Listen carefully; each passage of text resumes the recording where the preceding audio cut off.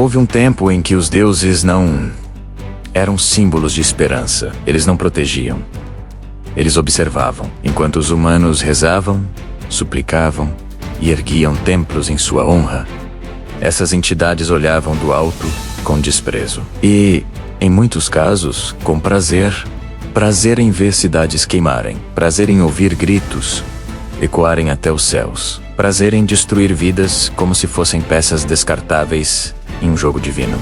Hoje, você vai conhecer os deuses que não apenas castigavam humanos, mas se deleitavam com sua dor. Se inscreva no canal Entre Deuses e Homens, porque aqui não contamos mitos como contos de fadas. Contamos a verdade, crua por trás dos deuses. Porque depois dessas histórias, você vai entender por que os antigos temiam mais os deuses do que a própria morte. Zeus é lembrado como o rei dos deuses, o senhor dos céus, o portador do raio. Mas raramente se fala sobre o prazer que ele sentia em punir mortais. Quando humanos desobedeciam, quando ousavam desafiar sua autoridade, ou simplesmente chamavam atenção demais. Zeus não avisava, ele aniquilava. Na superfície, o guardião da ordem. Mas por trás do trono dourado, habitava um deus impulsivo, vaidoso e cruel. Zeus não destruía cidades apenas por crimes. Ele destruía por ofensa ao seu orgulho. Um olhar errado, uma palavra mal interpretada. Um mortal que ousasse se comparar aos deuses. Foi assim com Ixion, condenado a girar eternamente em uma roda de fogo. Foi assim com Prometeu, acorrentado enquanto uma águia devorava seu fígado todos os dias. Não por odiar os humanos, mas por tê-los ajudado. Mas o maior exemplo da crueldade de Zeus foi o dilúvio. Cansado da humanidade, Zeus decidiu apagar tudo. Homens, mulheres, crianças, não importava quem fosse inocente. A destruição não foi justiça, foi impaciência. Zeus não salvou o mundo, ele o reiniciou, como alguém que quebra um brinquedo quando deixa de se divertir. No Egito Antigo, a ordem não era apenas uma virtude, ela era lei cósmica. Chamava-se Ma'at, o equilíbrio perfeito entre o céu, a terra e o submundo. O fio invisível que mantinha o universo funcionando. E Sete existia para rasgar esse fio. Sete não era apenas o deus do deserto. Ele era o deus daquilo que não deveria existir. Da tempestade que surge sem aviso. Da violência que não pede permissão. Do caos que se infiltra silenciosamente antes da destruição total. Enquanto Ra cruzava o céu trazendo luz, Sete caminhava nas sombras, observando os homens com desprezo. Para ele, a humanidade era frágil demais para sustentar a ordem e a fragilidade. Era algo que merecia ser testado até o limite. Sete não descia à terra para proteger.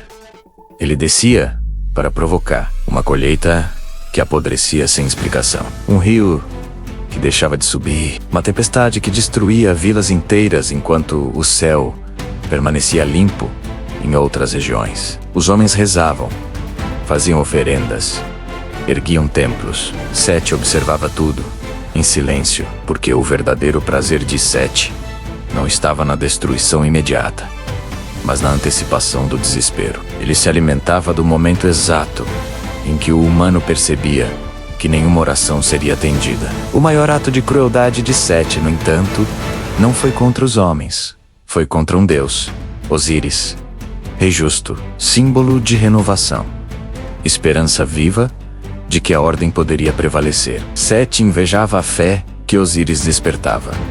Então ele planejou, não um ataque impulsivo, mas uma traição lenta, meticulosa, pensada para humilhar não apenas Osíris, mas todos que acreditavam nele. Sete convidou Osíris para um banquete, no centro da celebração. Um caixão magnífico, feito sob medida. Quem coubesse perfeitamente dentro dele, o receberia como presente. Quando Osíris entrou, a tampa foi fechada, selada, lacrada e lançada ao Nilo. Mas Sete não se contentou com a morte. Ele encontrou o corpo, despedaçou, cortou-o em partes, espalhou os restos pelo Egito. Cada pedaço era um aviso, uma mensagem clara. A ordem pode ser destruída. Os homens sentiram o impacto. Guerras surgiram, conflitos aumentaram. Irmãos se voltaram uns contra os outros. Sete observava tudo do deserto, onde nada cresce, onde nada sobrevive por muito tempo. Ali, ele se sentia em casa. Para Sete, o caos não era um erro do mundo, era o verdadeiro estado da existência. E enquanto os humanos lutavam para manter suas vidas intactas, Sete sorria, porque cada grito, cada perda, cada lágrima derramada na areia quente o tornava mais forte. Koli, a deusa do tempo, da morte e da destruição. Quando Koli surgia no campo de batalha, seu corpo era coberto de sangue, sua língua projetada para fora, seu colar feito de cabeças humanas. Ela não apenas matava, ela celebrava a morte. Relatos dizem que Koli entrava em transe, dançando sobre cadáveres, esmagando ossos sob seus pés. Consumida pelo prazer da aniquilação, homens não imploravam por misericórdia, eles imploravam por um fim rápido. Koli não destruía por ódio, ela destruía porque existir era destruir. E quando sua fúria saía do controle, nem os outros deuses conseguiam detê-la. Somente quando percebeu que estava dançando sobre o corpo de Shiva, ela parou. Até os deuses temiam o prazer que Koli sentia ao matar. Para Koli, a morte humana não é trágica, é necessária, é parte do ciclo. Mas quando sua fúria escapa ao controle, ela se torna imparável. E os mortais aprendem uma verdade cruel. Alguns deuses não se importam se você é inocente. Eles só querem que o mundo continue girando, mesmo que seja sobre cadáveres. Se Zeus destruía com o céu, Poseidon destruía com o mar. O oceano não era apenas seu domínio, era sua arma favorita. Quando se irritava, Poseidon não atacava o homem, ele atacava todos. Terremotos, tsunamis, navios esmagados como brinquedos, cidades costeiras desapareciam da noite para o dia. O som das ondas violentas, o pânico dos marinheiros, o desespero daqueles que sabiam que não havia fuga. Tudo isso alimentava sua fúria. Para ele, humanos eram apenas corpos flutuando em seu reino. E o mais assustador, muitas vezes, não havia motivo algum.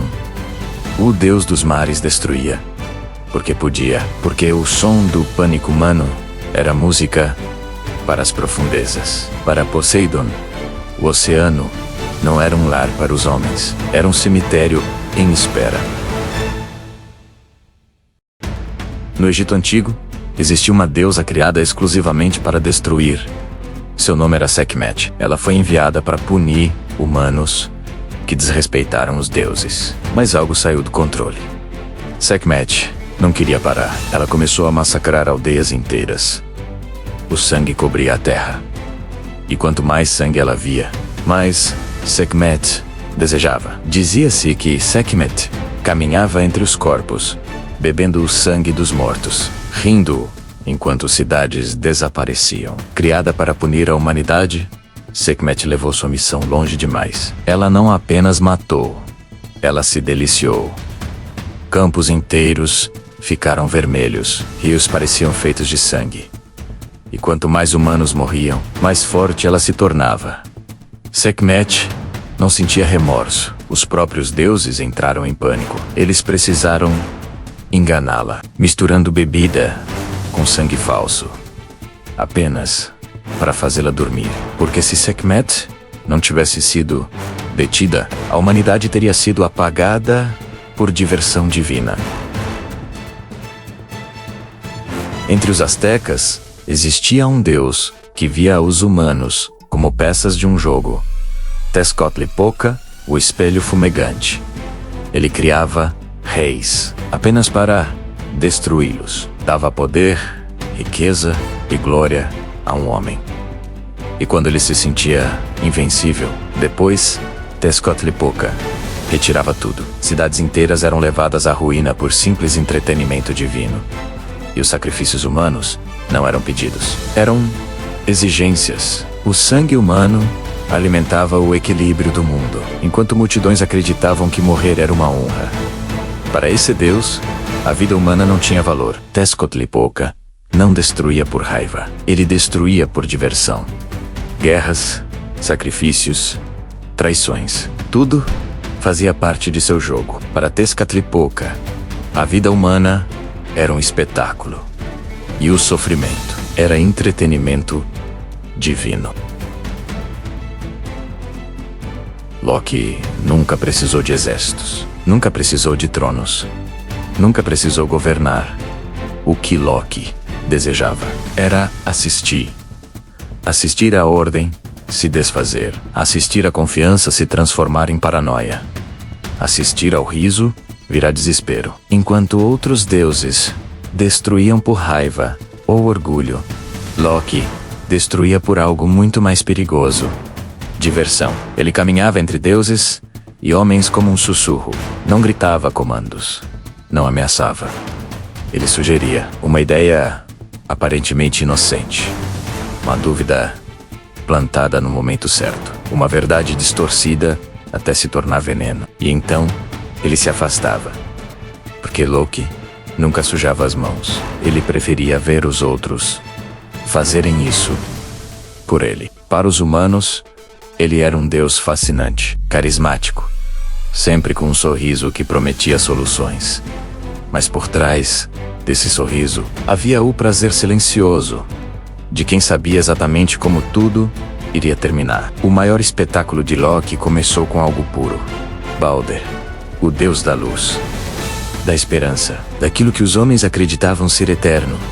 Balder sonhava com a própria morte, e esses sonhos espalharam medo entre os deuses. Frigg, sua mãe, percorreu os 9 mundos, arrancando os juramentos de todas as coisas: pedras, metais, doenças, animais. Nada deveria ferir Balder.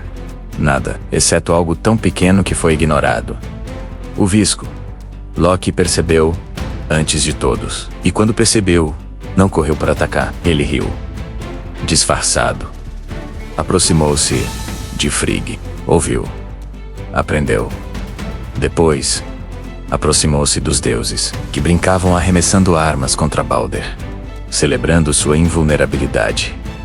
Loki transformou o jogo em tragédia. Guiou a mão de Oder, o deus cego. Colocou o visco em suas mãos. O disparo foi leve, quase uma brincadeira. Balder caiu. O silêncio que se seguiu não foi apenas dor. Foi o som da ordem ruindo, enquanto os deuses choravam. Ele não parou por aí. Ele sabotou a tentativa de trazer Balder de volta, recusando-se a chorar por ele, sabendo que uma única lágrima ausente selaria o destino do mundo. Essa morte ecoou como um presságio. Colheitas falharam. Guerras se intensificaram.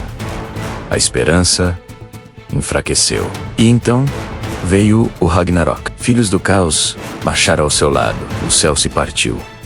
O mar engoliu a terra. E no meio da destruição, Loki não lutava com fúria. Ele lutava rindo. Para ele, o sofrimento humano não era tragédia.